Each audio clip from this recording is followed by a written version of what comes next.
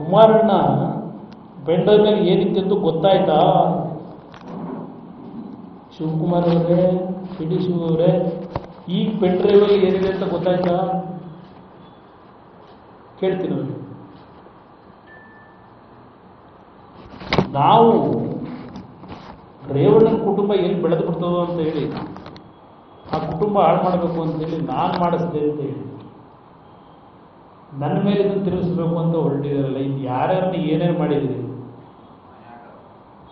ಏನೇನು ಮಾಡಿದ್ದೀರಿ? ದೇವೇಗೌಡರು ಇನ್ನೂ ಆತ್ಮಹತ್ಯೆ ಮಾಡ್ಕೊಂಡಿಲ್ವಾ?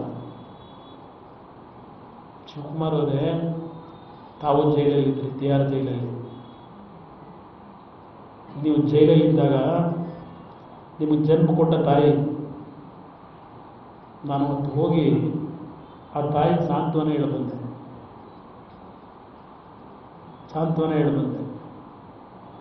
ನಿಮ್ಮ ತಾಯಿಗೆ ನೀವು ಊರು ಹೋಗಿ ಕನಕಪುರಕ್ಕೆ. ನೀವೇನು ಮಾಡ್ತಾ ಇದ್ದೀರಿ? ಪಾಪ ಅಯ್ಯೋ, ನನ್ನೇ ದೇವೇಗೌಡರು ಬರ್ದಿದೆ ದಿನ. ದೇವೇಗೌಡರು ಬೆಳಗ್ಗೆ ದೇವಸ್ಥಾನಕ್ಕೆ ಹೋಗಿದ್ದಾರೆ, ಅವ್ರು ಒಳ್ಳೆ ಆರೋಗ್ಯ ಬರ್ಕೊಡ್ಲಿ.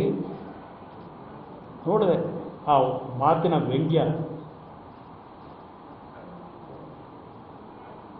ನಾವು ಅವತ್ತು ನಿಮ್ಮ ಕುಟುಂಬದ ಸಾಂತ್ವನ ಹೇಳಲಿಕ್ಕೆ ಹೋದಂಥದ್ದು ಬೇರೆ.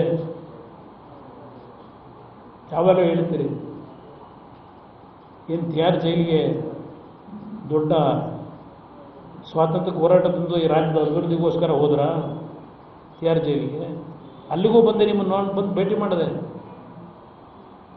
ನಾನು ಭೇಟಿ ಮಾಡಿದ 2-3 ದಿವಸ ಆದಮೇಲೆ ಹೊರಗಡೆ ಬಂದಿರಿ. ಕ್ರಿಯೆ ಇರಲಿ, ನಮಗೆಲ್ಲ ಹೇಳೋದು.